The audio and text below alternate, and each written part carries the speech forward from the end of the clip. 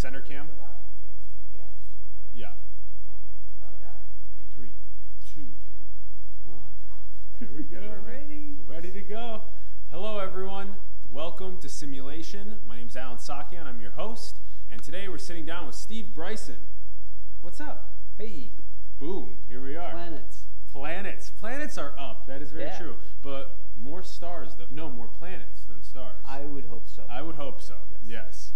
So Simulation pairs together global leaders with thought-provoking questions, and a Patreon update for you is that, boom, come and support us, patreon.com/simulation series, get exclusive content, get early access to know who our guests are, get priority in asking them questions, and get access to our live events early. So join us as a member, please, and help support us as we go and inspire the world with these thought-provoking conversations. Shout out to Ron Vargas on the TriCaster, crushing it. He's doing an incredible job. And we're going to dive right into it. Steve Bryson works with NASA. He is in the Kepler science office. And the Kepler mission is probably arguably the coolest and most impactful space project. Why don't you give us a little tiny bit about what the hell Kepler is? So Kepler is a space telescope that was launched in 2009, and its purpose was to find planets around other stars, and more than that, to find enough planets around other stars that we can actually talk about populations of planets and statistics, and answer questions like how many planets are there per star in the galaxy. It has been successful beyond our wildest dreams at launch. As we hinted at the beginning there, we've now shown that it's certainly true that every star in the sky, when you look up at night, every star in the sky, on average, has at least one planet. And it's very likely that there's more than one planet for every star on average. So by on average, I mean if you pick one star, maybe there's no planets there. But if you pick another star, there might be 3 or 4 or 9 or 15. So we've expected that there were planets around other stars since the Greek times. That this is not a new idea that there are planets around other stars. And those of us who grew up in the 60s had Star Trek, and there were planets around other stars in Star Trek. And of course, there would be planets around other stars. But that's not the same thing as knowing, not the same thing as actually having found them. And the Kepler Space Telescope was not the first. It didn't find the first planets around other stars, but it did find a very, very large number of them, enough for us to start to make statements about what the average is. And we now believe that there are more stars than planets, as we said. Of course, I'd certainly hope that's the case, because our star, the sun, is just one star, and it's got, depending on what you call a planet, it's got 8 or 9 or 14 planets. Yeah. And it's great to think about it historically, with people laying out for the last thousands of years, looking up at the stars and thinking, what is going on up there? And now we're insanely propelling these massive telescopes up into orbit and then observing what is actually up there. And so maybe we talk about, the method. So we used to have a different method. It was the Doppler method, and now we use this transit photometry method. Maybe we should talk about those. There are several methods of finding planets around other stars, but I think we have to start with the thing that may not be so obvious to everybody, and that is that finding planets around other stars is really, really, really, really hard. And I want to stress here that finding the planet means you're detecting its existence. You're not seeing it in any meaningful sense until very recently. You're only able to tell it's there indirectly. So the very first planets that were found in 1995, or there was actually one found in '89, but my good friend Dave Latham, who found it, he was a little shy about announcing it, but we're pretty sure it's a planet discovered in '89. But the first planet that was really announced, yes, it's definitely a planet around another star, was in 1995, and that was found by what you referred to as the Doppler Method, where what we do is we carefully watch the light from the star, break it into colors, and then once you're able to break the light into colors, you're able to measure the motion of the star. And if you do that carefully enough, then you can actually detect the star moving back and forth.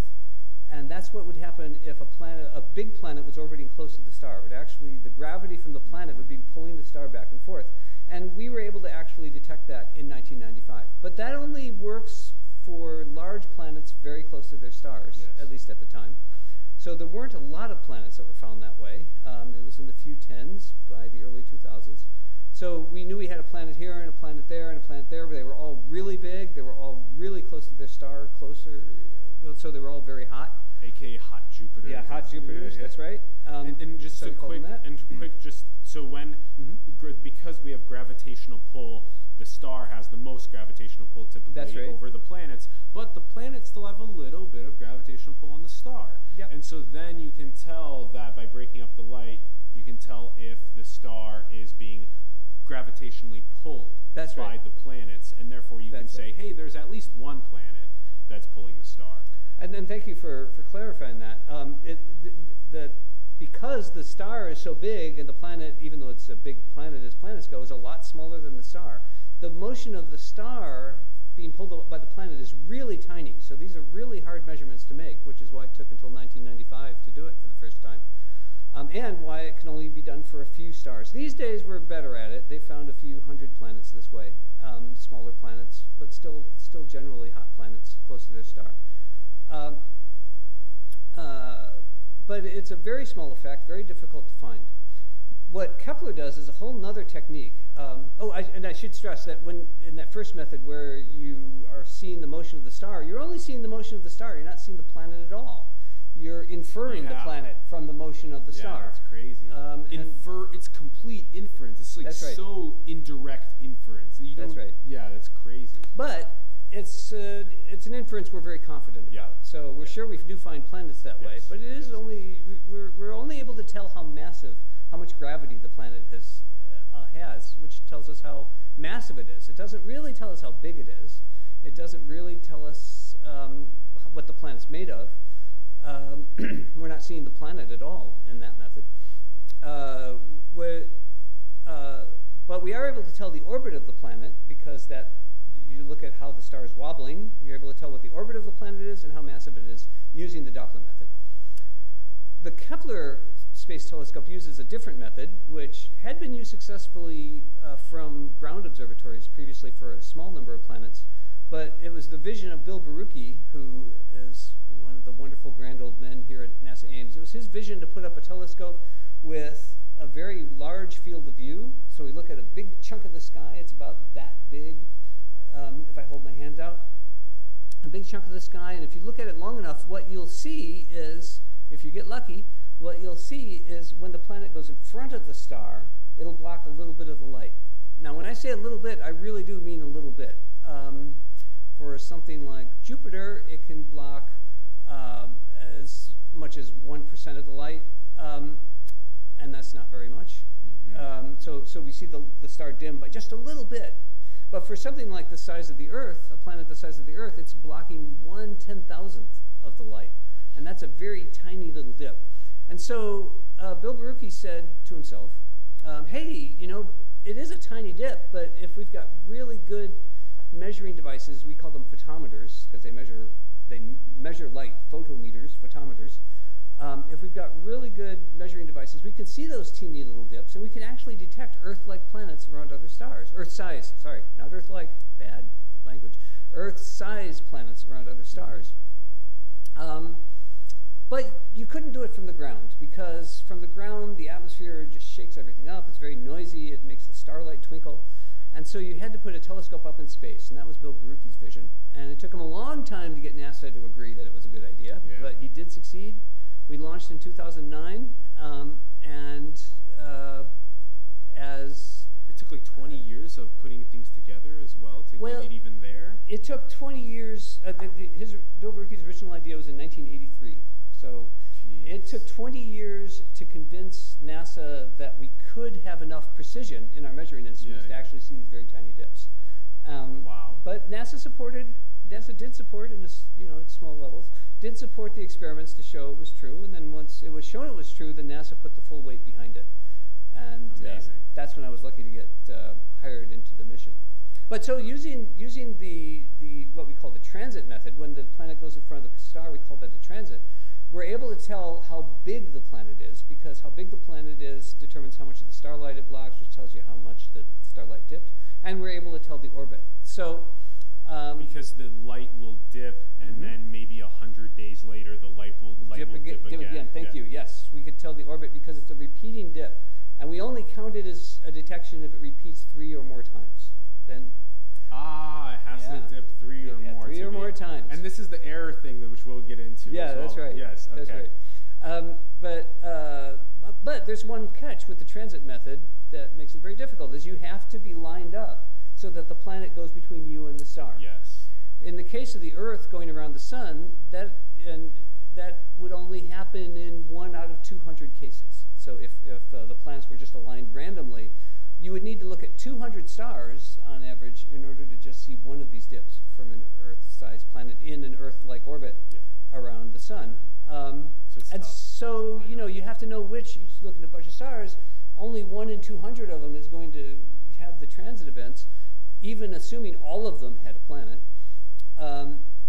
And so what do you do? Well, Bill Baruchi's vision was to say, well, I don't know which stars to look at because it's 1 in 200. We don't know which ones. So what we'll do is we'll look at lots of them. And so... Was that 180,000 stars? Well, we ended up at about looking constantly for about 150,000 stars. Awesome. So the Kepler telescope had a big field of view. We could watch 150,000 stars. What we did was you sent it up there, pointed it in one direction in space in this carefully selected part of the sky, and we just stared at it for 4 years. Because you have to watch for those dips, which in the case of the Earth orbit only happens once a year. So we had to stare at that one spot of the sky for 4 years. And you had to move the telescope so that it would stay staring at it. Exactly. We had to make very sure that the telescope stayed very still. And I want to give a shout out to Ball Aerospace, who built the Kepler Space Telescope, because it turned out to be a marvelous, very accurate instrument. Wow. Which was able to stay staring exactly in this direction until it couldn't. We'll talk about that. So this has been now. Did you join in pre-2009 into the Kepler Science Office? And so then you were kind of on the end of getting ready for all of the data that would be coming and preparing some of the visionary work for what it would be doing and all of that kind of stuff, how you'd be intaking the data, that kind of stuff, Yeah, so should I just kind of summarize how it all started? For me, personally? Yeah, let's do it. Actually, I didn't know about the Kepler mission at all. I'd never heard of it. And I got an email saying I worked at NASA already at the time, and I got an email saying, hey, we saw your resume, and you look like somebody we could use on our team. But when I looked it up on the web what the Kepler mission is, this was in 2004. When I looked up what the Kepler mission is, my jaw just hit the floor. And I just said, oh my God, I want to be part of this. And so I just dumped whatever I was doing at the time over the side, and which was fun, but can you believe it's not been almost 15 years since that email? It's crazy. Being on the Kepler mission does really weird things to your sense of time, I'll tell you that. Because these missions are so long too. Every time that I talk to people at NASA, it's just it takes half of a lifetime to put something in paper, ideate on it, get it in execution, get it approved, That's right. Put it up there, actually collect the data, and then be able to, I mean, what? So I joined in 2004, and that makes me a newcomer. There were people who'd been on the mission since the mid-90s, trying to prove that it was going to work. Wow. And so what my job was before launch, my job was primarily to, first of all, simulate the data that we were going to get, and wrote a lot of software to show what we would get, and that was mostly for testing. Testing both just to make sure we knew how to send all the pixel data wherever it needed to go, but also we use very sophisticated computer algorithms to pick out these very tiny dips. Correct. And so I was writing the simulator that made simulated tiny dips that we could use to test the algorithms and make sure they worked before launch. And you guys got a pretty high success rate on the algorithms. Oh, we always get a high success rate on our simulated tests. Yeah. But those are super important in doing. Well, they are, but then when you launch and you get the real data, it always turns out to be a little different. But it was certainly close to what we simulated. And then the other thing I did, I was responsible for, was using the simulated data. See, one problem we have with Kepler is that we're looking at a big piece of the sky, and, oh, I should have said that we didn't just launch this thing into space like the Hubble Space Telescope that orbits the Earth. Orbiting the Earth would have created all these terrible, noisy signals. The Earth is a terrible place to be looking for planets from. Even near the Earth is a bad place to be looking for planets from. So we sent the Kepler spacecraft far away, orbiting the Sun, actually behind the Earth as it goes around the Sun, but far away from the Earth. Now it's millions of miles away from the Earth. And so there's a problem in that you can't send down all the images. It's just too far away. You just don't have the bandwidth. And you can't send astronauts to go and help. And you can't send astronauts to go and help it, which will be important later in the story. And so what we have to do is pick out the pixels we want of the stars we decided to observe. So we're looking at this big piece of sky, which actually has 6 million stars in it, but that we knew about. But we had selected 150,000 for our observations because they were the most similar to the Sun. And because they were bright, or no? No, well, bright's a relative thing. Actually, too bright was bad. Kepler's very sensitive.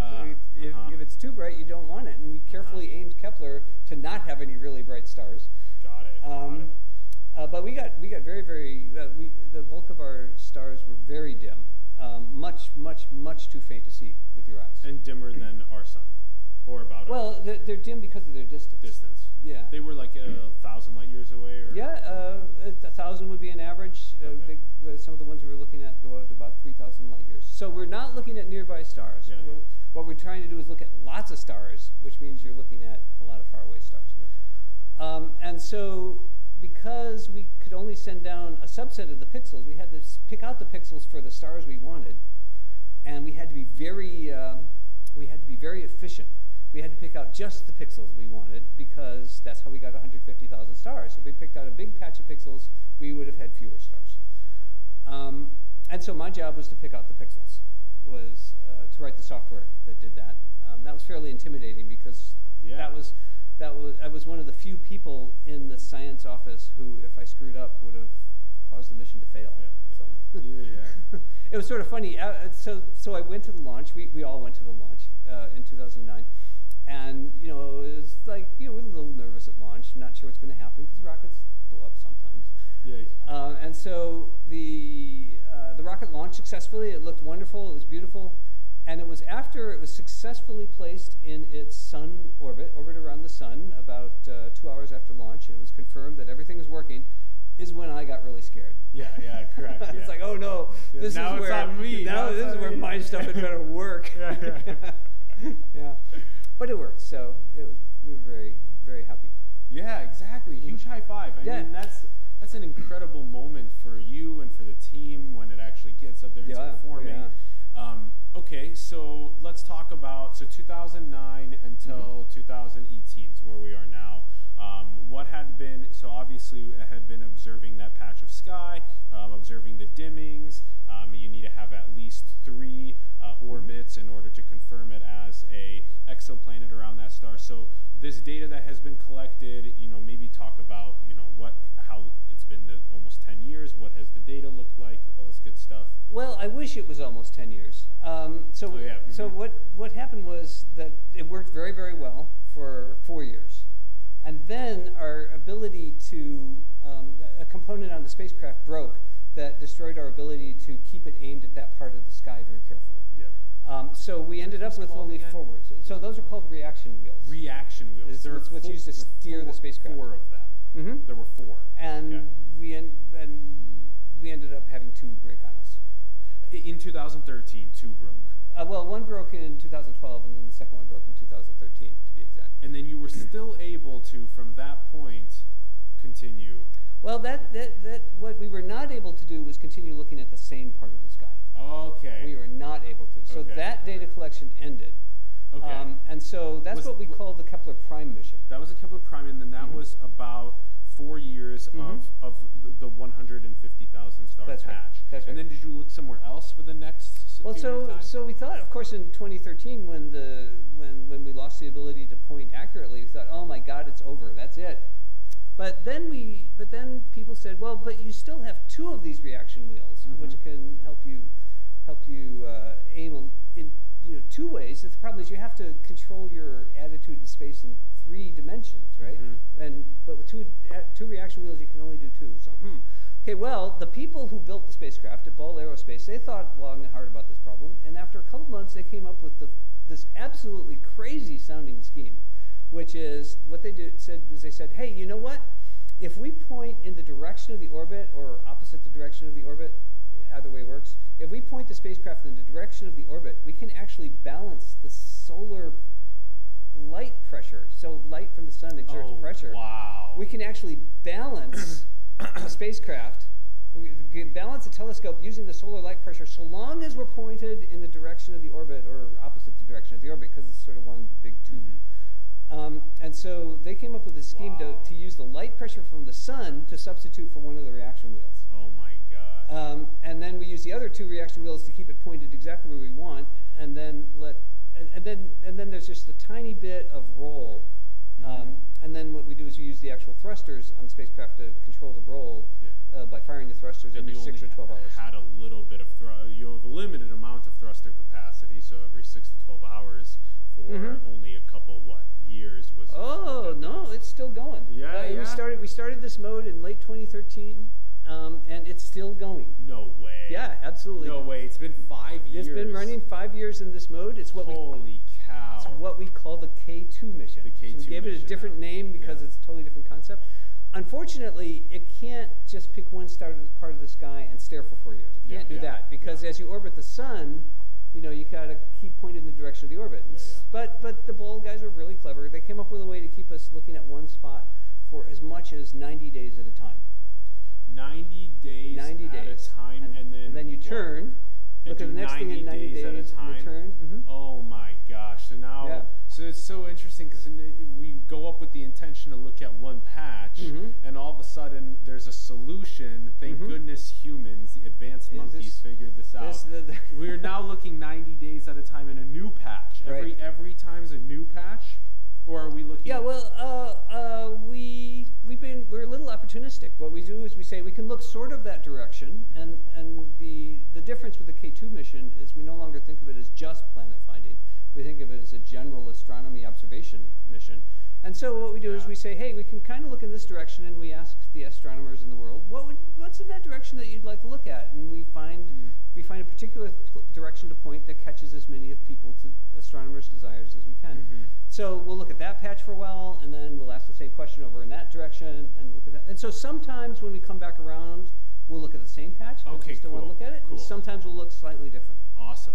And so that's been 5 years. That's been 5 years. And so then, did you guys decide to potentially look at exoplanets or star systems that were maybe only 10 light years away or 25 light years away or something closer to us because it was maybe easier to observe that for a short period of time, or were you? Oh yes, definitely. Okay. So the thing about stars is stars come in very different brightnesses. So there's big bright stars that are just really hot and bright. Like Vega, right? Like Vega is one, for example.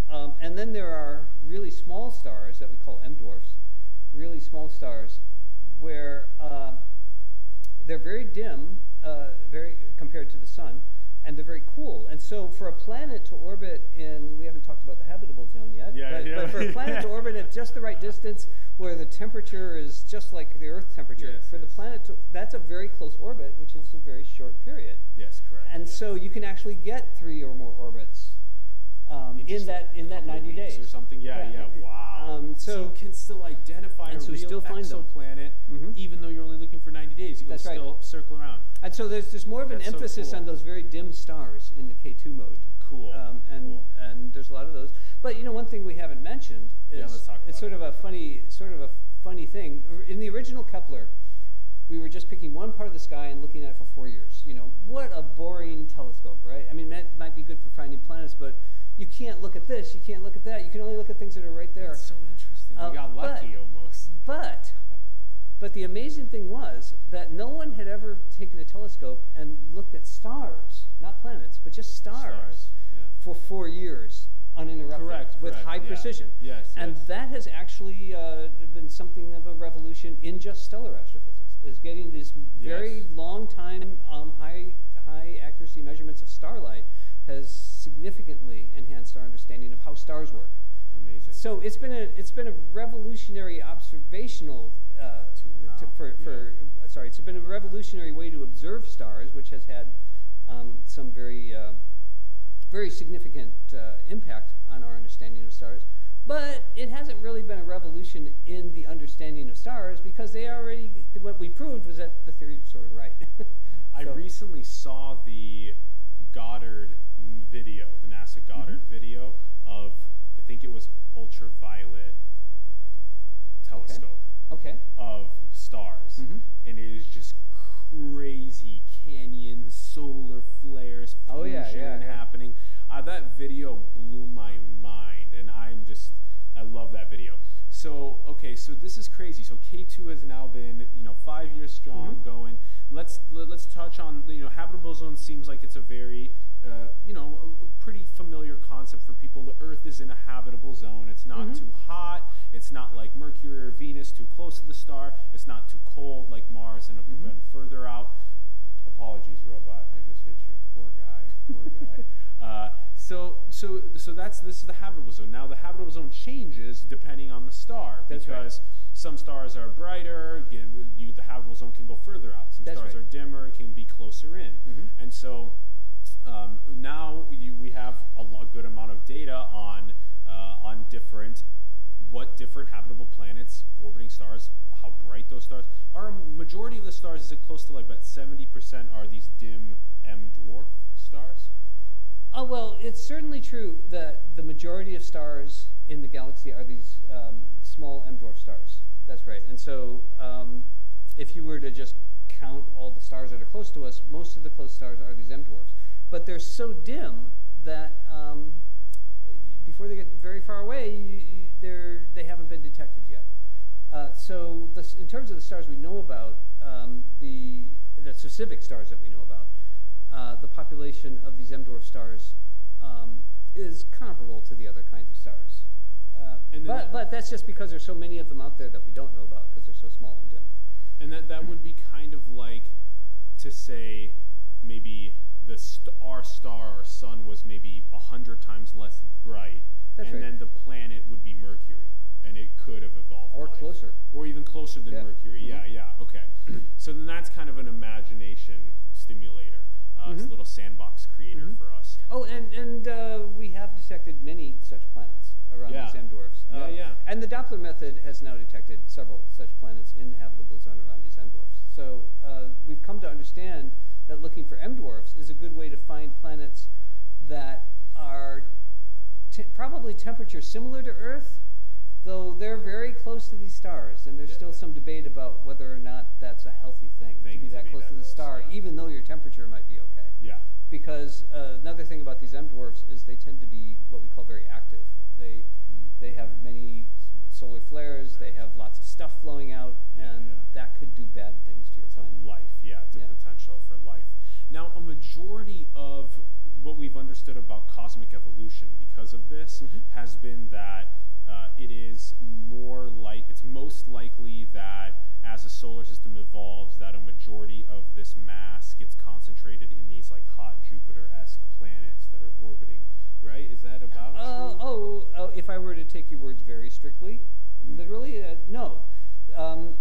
So let's talk about the discoveries that are coming out of the main Kepler Prime mission. So the hot Jupiters were the first ones found, but that's because they were easy to find. Because they're big planets. They're close to their star. They've got short orbits. They're just easy to find, relatively speaking. They're still hard to find, actually. But they're easier than any other kind of planet to find. So they were the ones that were found first, and they tend to be in our imaginations because they were found first. And it's very romantic to talk about hot Jupiters. And that's a bias towards. That's exactly the right word. It's a bias. What Kepler has shown is that actually hot Jupiters are in the minority. Awesome. There's a lot more small stars. There tend to be a lot of stars. A lot more small planets. I misspoke. There's a lot more small planets, smaller than Jupiter. And in fact, the biggest surprise of Kepler, in terms of things that were completely unexpected, one of the biggest surprises is that the majority of planets that Kepler's observed are in size are between Earth and Neptune. Yeah. Now that's a pretty big difference in size. Yeah, Neptune is about 4 times the diameter of the Earth, and there's really no planets in our solar system in that size range. But Kepler has shown that the majority of planets around other stars are in that size range between Earth and Neptune. So that was a big surprise. Okay, so that's where the majority is concentrated. That's right. Between Earth and Neptune size-wise. That's right. Okay. And then in terms of orbits, it seems to be pretty much all the orbits are filled sort of equally likely. Between those as well. So the majority of planets are going to be within Earth to Neptune orbit. Oh no, I didn't mean. Sorry, I just meant all orbits seem to be pretty well represented. All orbits from Mercury to Pluto. From 10-day orbits to. From 10-day orbits on. Okay, Yeah. so there's no kind of distribution of something that has a higher. I wouldn't say there's no distribution, Well, but we don't know really. Well, no, we do know. I wouldn't say there's no distribution, but on average, all the orbits seem to be Presented. pretty equally likely. Okay. From very grossly, there's a little bit of structure. We're still studying the data to pin that down, but the big surprise was that there's a lot of these Neptune-sized planets. Sorry, sub-Neptune, right, super Earth-sized planets. Yeah. And there's nothing like that in our solar system. Yeah. So Because it's like kind of able to be habitable, but also not. Oh, that depends on where it is. So in terms of habitability, that's a big question in which there's a lot of thoughts about that. But our general prejudice is that when we talk about habitable planet, what we mean is something that's the right temperature and is rocky, generally speaking. Now, that's not to say that nothing else is habitable.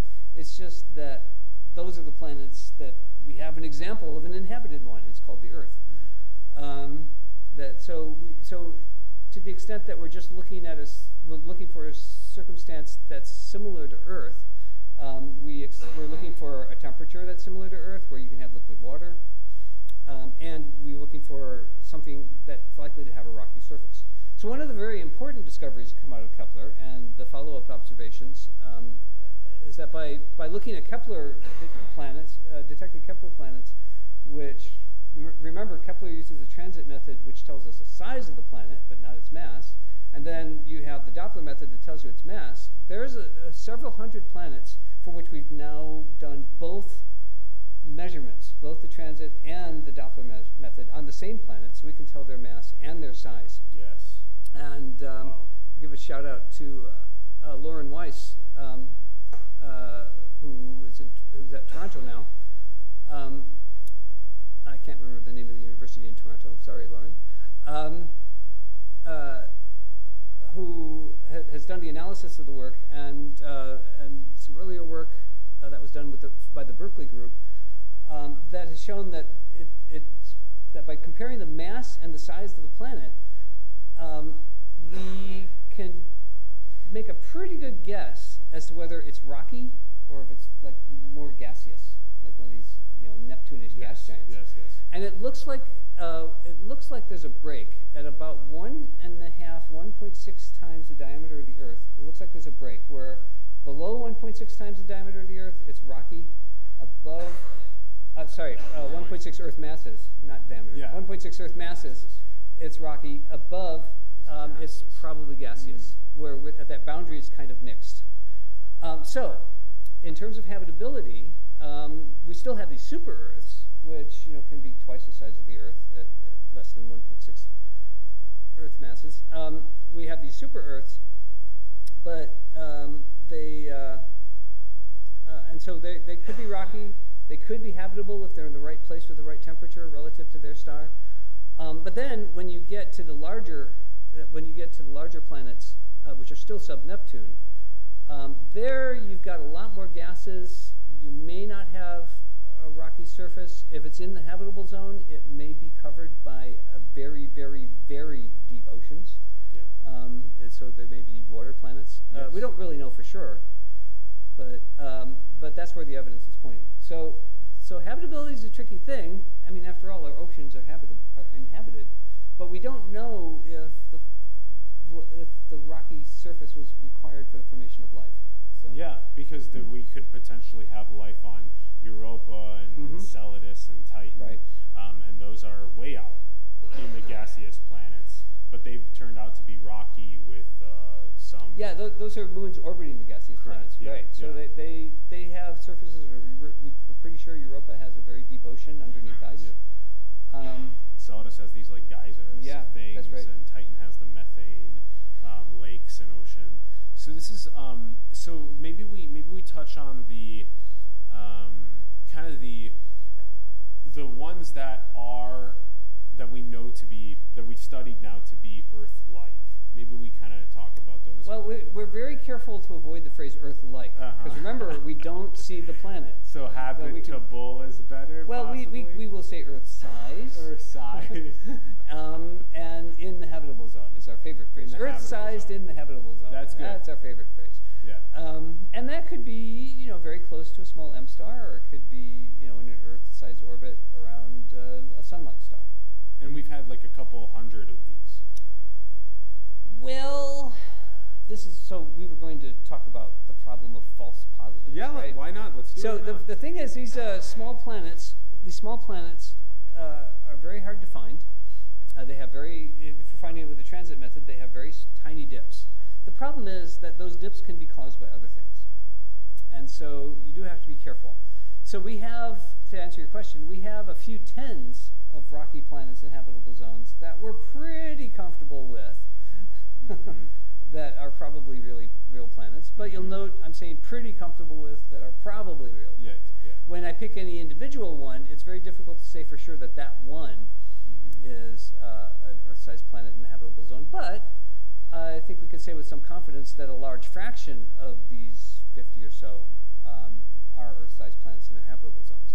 But the problem of distinguishing these very tiny signals from things that are faking it is a very difficult problem that we're still struggling with.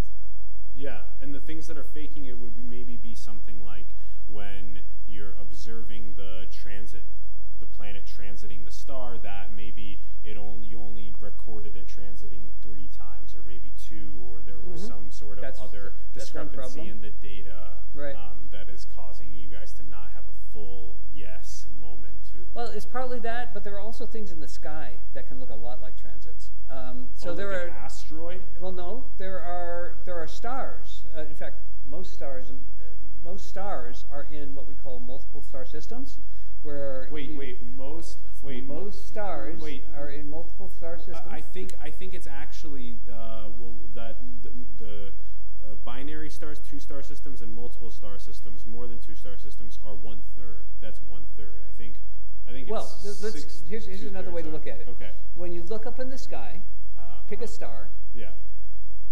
You're about equally likely to pick a star that's really just a single star, or a star that's when I said multiple, I mean double and up. Yeah, correct. Yeah. So I thought that number was only 1/3. 1/3 of stars are either 2 or more star systems.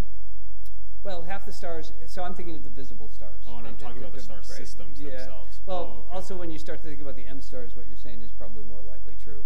I'm talking about when I just look up in the visible sky.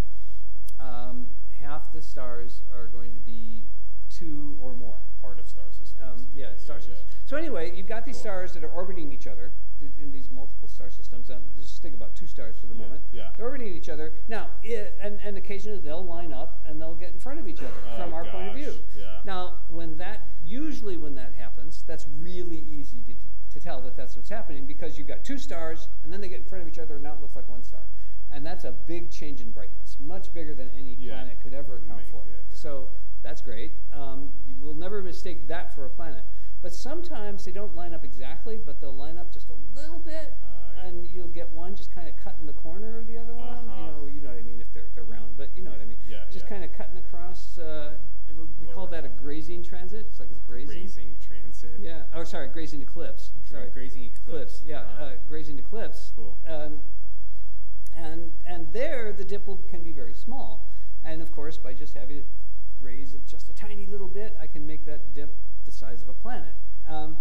So we come up with all these different techniques to tell the difference between that and an actual planet. We're actually pretty good at that. But another very pernicious situation is where I have a real fully eclipsing binary that if it were by itself would be easy to tell that it was two stars and not a planet. But then I've got another planet, maybe the one I actually think I'm looking at, you know, in the foreground. That's this big bright thing, and way in the distance is this binary star that I don't even know about because it's behind the other star.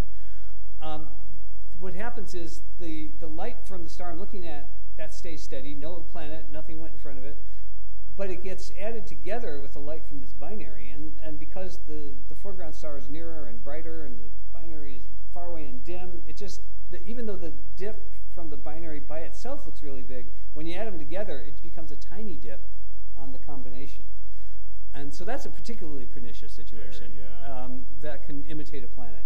Yeah. And so we've gotten sort of good at identifying those, but not as good as I'd like to be.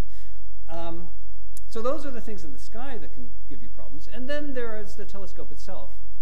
There's always noise from the telescope, and every once in a while you get lucky or unlucky, depending on your perspective, and the noise adds up to look just like a dip. And then you'll get another one where the noise adds up to look like a dip over here, and you go, oh, I've got two dips. Ooh, let's look for a third one. And very rarely, you'll get a third, the noise adding up just right to look like a dip over there. And so that certainly happens. That some of these triple events turn out to be just noise.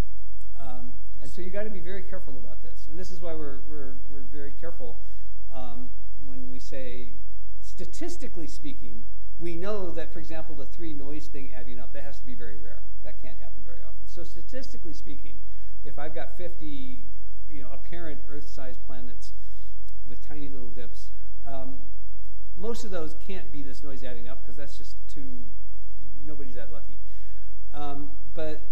But maybe 1 or 2 of them is, and I can't tell which ones. This is why we say it's all statistical.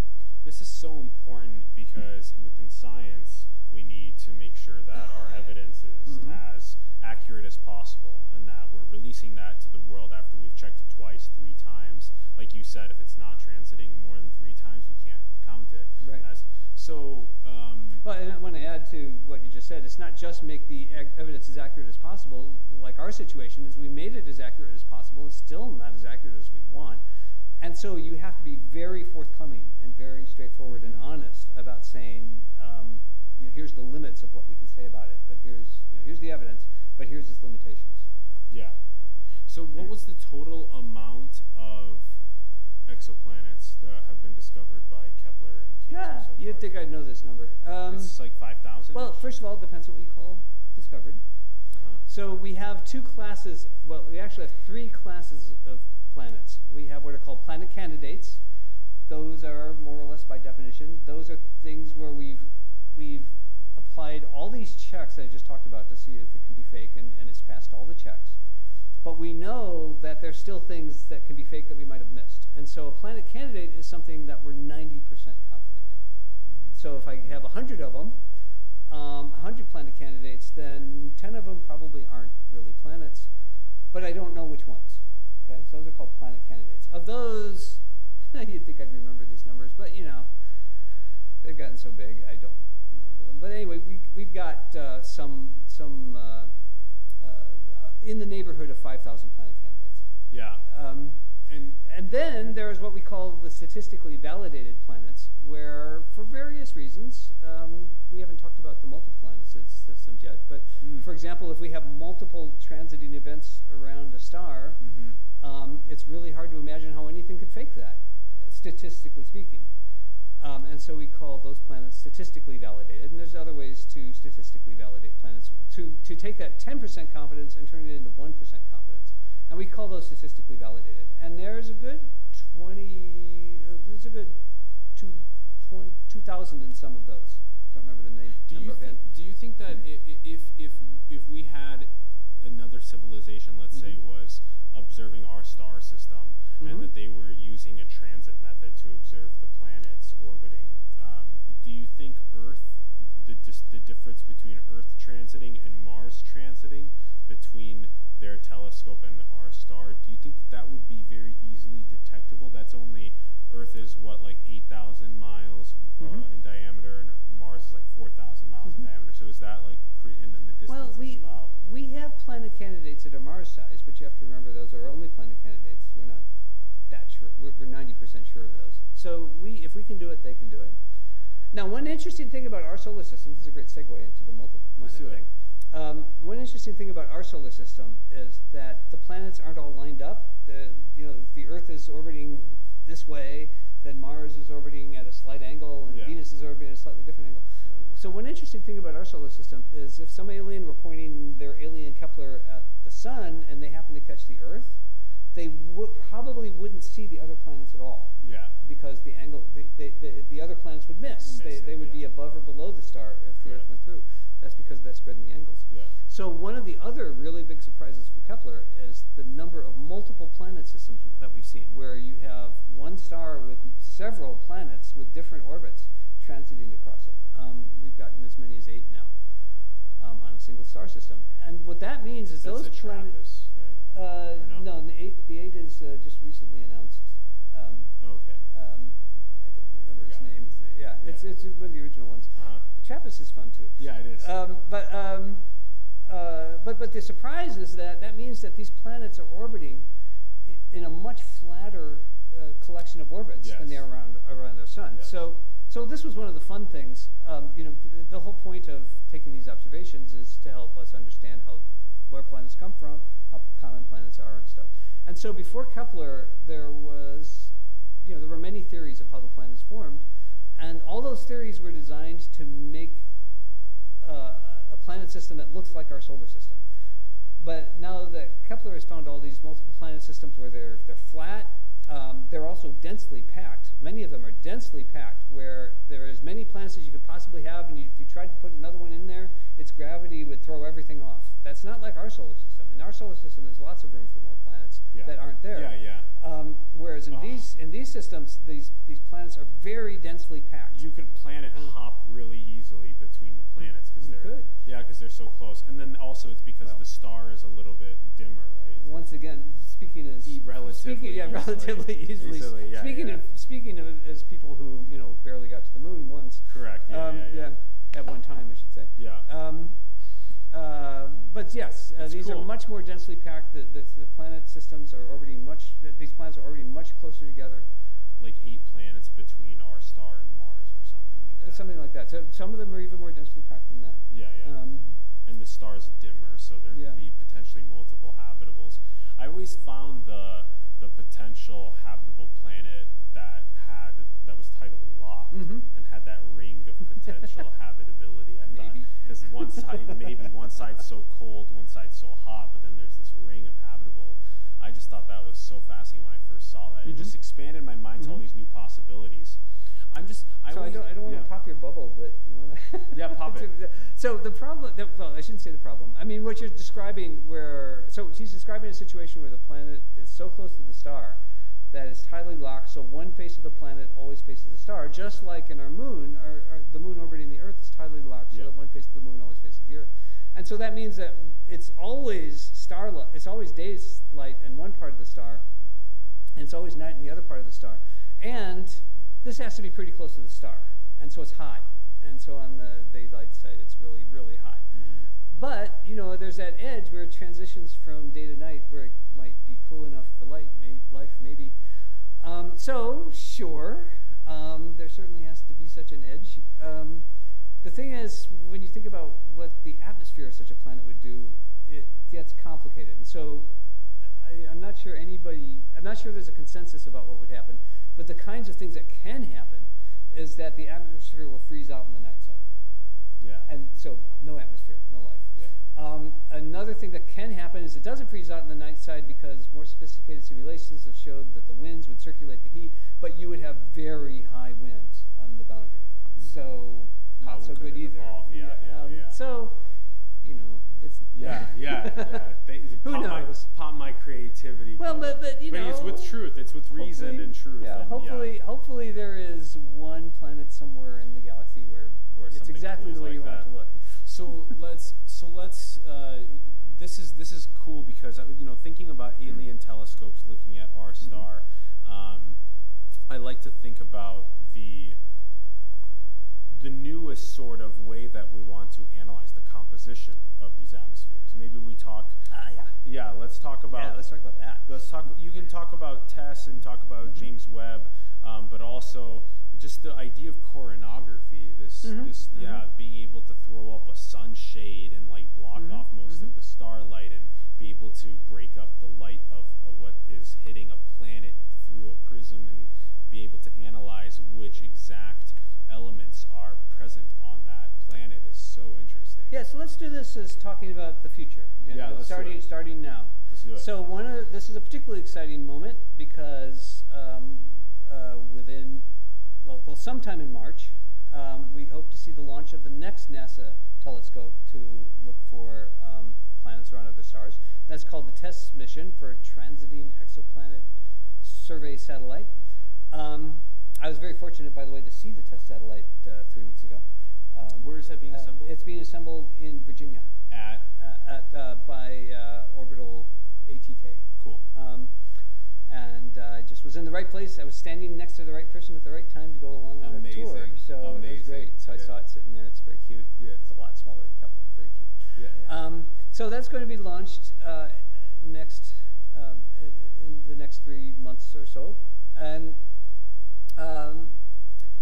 what's special about that is it's got a very different approach than Kepler. So first of all, when Kepler launched, we only had maybe 100 planets, most of which were hot Jupiters that we knew about around other stars. And we didn't know if planets were common or not. Yeah. And so Kepler launched, did this thing of just looking at a bunch of stars for a long time and found a bunch of planets, which answered the question, said, yes, planets are common. So now the next step is it makes sense to now look at all the nearby stars, the bright nearby stars, and look for planets around those. So you had to know that planets were common first before you did that, because if they're not common, you'd be just wasting your time, right? The TESS mission is designed specifically to look for planets around nearby stars, and it's almost certainly going to be successful. And it uses the transit method also. So it's going to look essentially over very nearly the whole sky, not quite the whole sky, but look at almost every star in the sky. Nearby, specifically, we're looking nearby. Oh, but it's got a brightness limit, so it'll look at everything that's at a reasonable brightness, which translates into mostly nearby stars. Yeah, and then also does the light bucket, are they mostly throughout the entirety of the satellite, or is it only one concentration? How is it looking everywhere? So it's got what it does is it actually has 4 cameras, and they're cameras, not even mirrors. I mean, no, they're just cameras with nice lenses. Lenses. Are we upgrading? Is that the new future? We're not using mirrors anymore. Well, no. This was just how, since this is going for bright stars, you didn't need a big telescope. So this was a way to get and you have these big lenses, so that each camera is looking at a significantly larger chunk of the sky than Kepler did. Kepler does, and so there are 4 cameras, and they're arranged so that you can get a strip of sky that covers almost 90 degrees. Yeah, that's amazing. Yeah, so the 4 cameras will be observing a strip of sky all at once. And so if I remember my numbers right, I'm not on the TESS mission, so I might get something of this wrong. If I remember my numbers right, it's going to look it's going to look at one strip of the sky for 27 days, and then turn, look at the next strip of the sky for 27 days, then turn, and so on. And that way it'll cover the entire sky. So it first does the north. Sorry, first actually does the south. Awesome. And then it does the north. So it's going to do everywhere. It's going to look everywhere. Almost. It's going to miss the strip around the middle. Because that's just was the right design compromises for it. Yeah. So that's going to find a lot of planets around bright nearby stars, and that's important for the next step, which is even though it's transiting and you only see the shadow of the planet, if the star is bright enough and the planet is big enough, you can actually detect the absorption of the starlight from the planet's atmosphere. And we've already had a small number of successes using the Spitzer Space Telescope of observing transiting giant planets and observing signs of their atmosphere. We're able to actually measure their composition from how it absorbs the sunlight. So we're basically comparing the color of the star before the planet gets in front of it to the color of the star when the planet's in front of it. And in that way we can get a measurement of the chemical composition of the planet's atmosphere. Now that really only works for large planets around bright stars, but that's one of the main goals of TESS, is to be able to identify planets where you can do that. So that's going to be a major next step. And the James Webb Space Telescope is going to be one of the main instruments for actually measuring the change in color of the star. And so you could think of it as that TESS will be identifying the planets that are good for the James Webb Space Telescope to observe the atmosphere and measure the atmosphere of the stars. So that's still using the transit method. Now the transit method, the wobble method, a couple other less common methods. The mirror on James Webb is huge. Oh yeah, it's gigantic. 24 feet or something versus 8 feet for Hubble. Something super. Yeah, it's really huge. James Webb is going to be launched with the mirror folded up. Yeah, and then it has to unfold the mirror. Yeah, that's cool. Going to be very nerve-wracking for the crew, I'm sure. It's the same thing with the engineer that programmed the unfolding. Mechanical. Yeah, I feel for him. Yeah, the electrical engineers, all of them.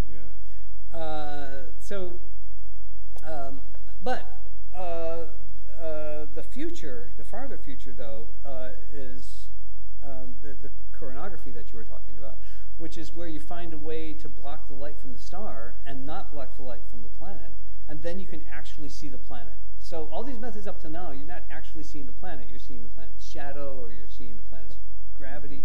But what we're looking for is to build telescopes where you're blocking the light from the star, which is a lot harder than it sounds. It'd be like taking this and putting it up right there. Yeah, well, if it were that simple, it wouldn't be that hard. So if it were enough to just put a little dot where the star is, we could do that. The problem is that when it would be a very small dot because the star is very far away, and so the star is really, really tiny. It's almost essentially a point. The problem is that when you have dots that small, the light doesn't behave the way you expect. You get diffraction effects where the light bleeds around the edge of the dot. Correct. And if you make the dot big enough to not have that happen, now you're blocking the planet. So what you have to do is get clever. And what you do is if you insist on using a dot, what you do is you kind of serrate the edge of the dot. You give the edge of a dot a texture, which if it's designed just right will actually cause that diffraction to cancel out. What would the texture be on the outside of that sunshade? There's different approaches. Sometimes it's sort of a serration, like a serrated knife. Sometimes it's a very complicated shape, where the light actually comes through the complicated shape. Now, there's two ways to block the light. One is to have a telescope where the light gets focused inside the telescope, and then you put a little dot where the focus is. Oh, interesting. And that's called a coronagraph. I'm actually involved. And the star shade is the other one? Yeah, the star shade. I'll get to that in a minute. Okay. So I'm actually involved in some of the design for next generation coronagraphs as a part-time these days. Nice. So that's very exciting. Yes. But that's still really hard to do, is getting the light in the telescope and blocking the light in the telescope. That's really hard to do. Because you're working with very, very tiny dots that have to be just right. It's really amazing how small these things are. Yeah. So some folks came up with this other absolutely crazy sounding idea, where what they do is instead of a dot inside the telescope, you have your telescope over here, and then you have a shade that's way over there, and you line them up so the shade blocks the light of the star. But to have the shade block just the light of the star and not the light of the planet, these things have to be hundreds of thousands of kilometers apart, really far apart, which means you've got to have them lined up really perfectly and keep them perfectly lined up. And then say you want to look over there, you've got to find a way to both of them. It's crazy. It's so difficult to do that one. So it's crazy sounding, but it has tremendous. If you can do it, it's got tremendous advantages. And so both analyzing the composition of a planet. I mean, knowing if it potentially fosters life. Well, so the point of both of these methods is to see the planet, take pictures of the planet in color. Yeah. And if you can detect the colors of the planet, then you can measure its atmosphere. Yeah. And Cool. then you could look for the kinds of chemicals, like for example, oxygen is very suggestive of life. It's not completely definitive, but it's very suggestive that there's active life. Yep. If you can see oxygen in the atmosphere. Yep. But the question is the coronagraph the best way to do it, or is a star shade the best way to do it? And these days, NASA is pushing hard on both of them. Yeah, to figure it out. Yeah. So let's do a couple rapid fire thoughts about this. So the Drake equation, famous. Maybe we say 1 out of every 5 planets or stars has a planet in the habitable zone. Let's say. And let's say then that it's not a bad guess. Let's approximate, right? Yeah. Not a bad guess, exactly. Yeah, our data is consistent with that. Yeah. What now? So my question then, what do you think? Do you think that we're alone in the cosmos? Yeah, boy. Here I have to say I don't speak. I'm not going to speak for NASA. I'm not speaking for NASA, so I'll get in trouble if because this is just a personal opinion now, which is actually fairly uninformed. I'm an observational astronomer. There are people who think about this question of life and intelligence on other planets. They do that for a living, and I'm not one of those people. So my opinion is not terribly informed. But here's the things I think about when you ask the question. There's this thing called the famous Fermi paradox by Enrico Fermi, which can be summed up as saying, where are they? Yeah. So, the Earth is about 4 billion years old. The universe is about 13.7-ish billion years old. There are stars that are much older than the sun, which almost certainly have planets. And if life were common, then some of those planets should have life, if life were common. We don't know if life is common yet. And then what would happen if some of them developed technological civilizations like we had? Well, they would have 1 million years start on us or more. And you would think that our technological capabilities extrapolated 1 million years into the future, you'd think we'd be doing things that you can detect from the other side of the galaxy. Correct, yeah. But when we look, and we're really good at looking in the sky and looking at what stars and stuff are doing, and we don't see anything that doesn't just fit the natural understanding of what we see. We don't see anything that hints at some technology doing stuff. And given that some of these, if these civilizations existed, some of them should have had 1 million year start on us. Why don't we see it? Where are they? I mean, I could understand why they're not here, because travel between stars is really, really, really, really hard. And I could imagine and there's a lot of stars. But 1 million years in advance. Well, it's still really hard. So I'm willing to concede that maybe they won't be here. I mean, Enrico Fermi was saying, why aren't they here? So I'm willing to concede they maybe wouldn't be here because interstellar travel is just too hard. That's possible. But it's not so easy to concede that they wouldn't be doing stuff that we could detect. Yeah, correct. And we don't detect anything like it. So where are they? So I don't know. So here's another thought that comes to mind is one thing that really is, we only have one example of life in the universe that we know about, and that's here on Earth. Yes. And one thing that's striking about that is that there's fossil evidence for life, pretty close to when the Earth was cool enough for the first time to be habitable. I mean, the Earth was formed in some very violent events, and something hit the Earth and formed the Earth-Moon system. It was really violent, really a bad place to be. If there was life, it would have gotten completely wiped out. And it took a while for the Earth to cool down after those events. And even though it's a difficult to get the numbers exactly right to know exactly what happened, the fossil evidence for life on Earth goes back to not that far after when the Earth was, hospitable to life, which says that life happened kind of as soon as it could, is what that suggests. Now, that's only one data point. Maybe we just got really lucky. But if life happened as soon as it could, that sort of suggests that, life will happen anywhere it could. And so if you have a habitable planet, you would expect life. Without the asteroid, we wouldn't be here, the one that killed the dinosaurs. Well, there's that, yeah. There's tons of things like that that are really interesting. Okay, so... Well, but I want to make the point, though, that life happened quickly. Animal life, just even having multicellular life, took a really long time. So life at the level of single cell things, might be extremely common, but animal life might be rare. And then it took a long time to develop our, conscious being technology thing, rockets, as opposed to conscious cat things. Conscious dinosaurs. So animal, multicellular life that makes animals might be rare, and then technology might be even rarer. Yeah. On the other hand, that's a good way to put it. On the other hand, there's a lot of stars. There's a lot of stars, exactly. So, do I have an opinion? I'm just going to say no, I don't have an opinion, but I wonder about these things I was just talking about. Do you like the zoo hypothesis? The idea that we're trapped in a little cage and that's goofy. Civilizations are waiting until we unlock teleportation before they talk to us? That's goofy.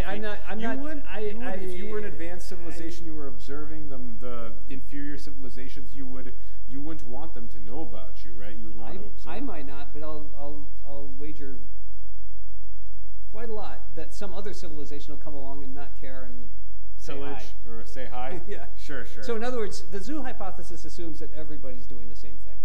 And so it doesn't Or maybe explain, there's only one supreme being in the galaxy. Who knows? Whatever it may be. But yeah. If there was only one supreme being in the galaxy who was imposing their will on everyone else, I would think we could see it by now. So it's we're very low on the Kardashev scale.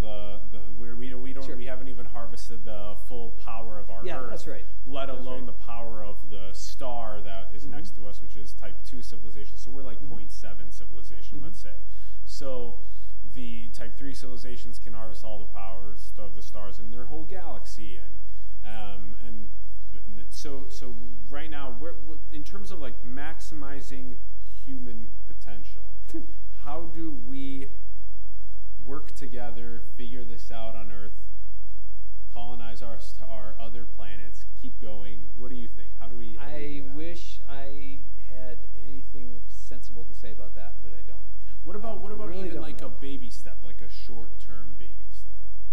Well, I'm actually fairly pleased with what we're doing now. I'm very happy to say that the search for other planets and stuff is very well supported throughout all cultures, as far as I can tell. Everybody gets excited about it. That's a good point. The U.S. government's very supportive of it. I won't speak for other governments. So that is a baby step. It's just discovering that these planets are out there is I think just the right baby step for right now. What's the next baby step? I've lived long enough to know that my thoughts usually are wrong about these things. Let me ask you this. We're about to go into 10 years, in about the next 10 years or so, we're going to see some pretty strong civilizational dispute over territory on Mars. Well, I hope not. Well, let's see your perspective on this. Should we colonize Mars globally or nationally? Oh, I have never thought about that, so I've never thought about that question, so I'm not going to have an opinion on that. I don't. Well, maybe go home and think about it and send me a message. Well,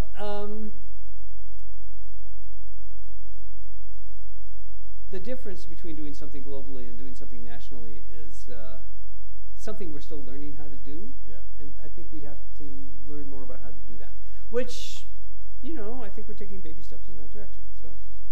Yeah, I'm excited to see how much national work we do with space and with all these other new technologies that are emerging, mapping the brain, the genome, the nanotech versus collaboration as a world, understanding blockchain together and implementing that everywhere, and understanding space and going and conquering Mars as a civilization and all these kind of things. I'm really fascinated to see the shining example of that, of course, is the International Space Station. That is a great shining example. I agree. Where we are learning to do something globally, and doing it very successfully. Such a good example. And it's certainly been said that, for example, going to Mars is something that no single nation could possibly afford. And I don't know if that's true or not. Private companies, who knows? Yeah, who knows? I don't know if that's true or not. But I like when I hear people say that no single nation could possibly afford it, because then they say, oh, the only way to do it is cooperatively. Exactly. So And I love the idea of cooperating, and I love the idea of innovating and wanting to be the first and hustling and stuff. But I love the idea of cooperating. So, do you think we're in a computer simulation? Oh no, that's even goofier. Straight up, no. Yeah, that's even goofier. As we talked about before the show, I actually have had a significant career in virtual reality, and no,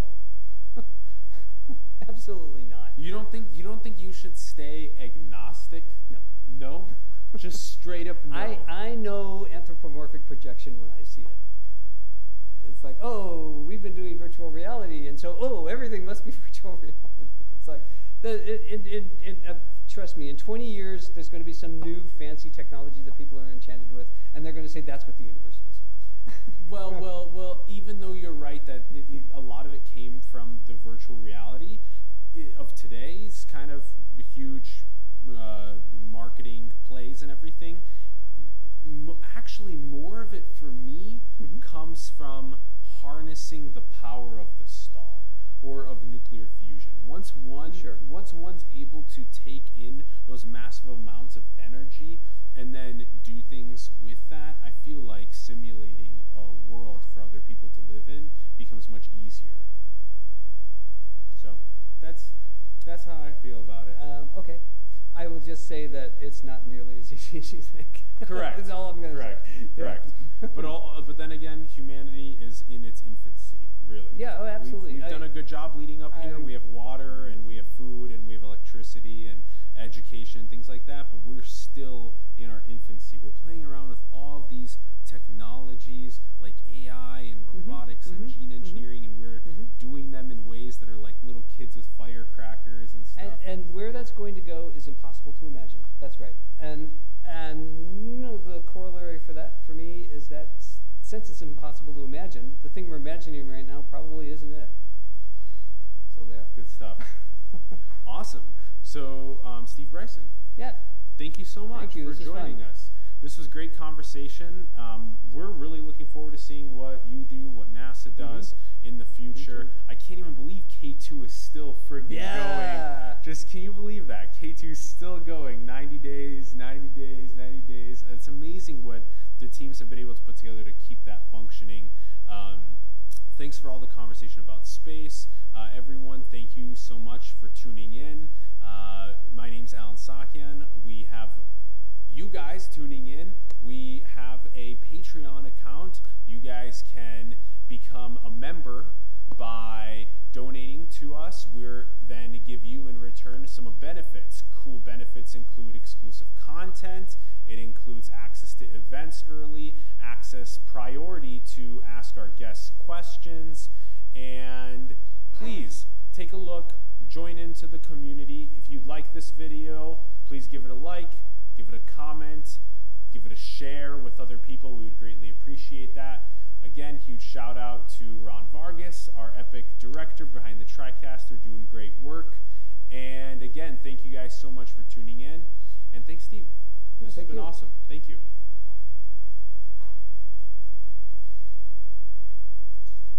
Very good. And we're out? Okay. Not bad. It was that was fun. Hour 15, not bad. Yeah. Yeah, really appreciate it. That's right. Yeah.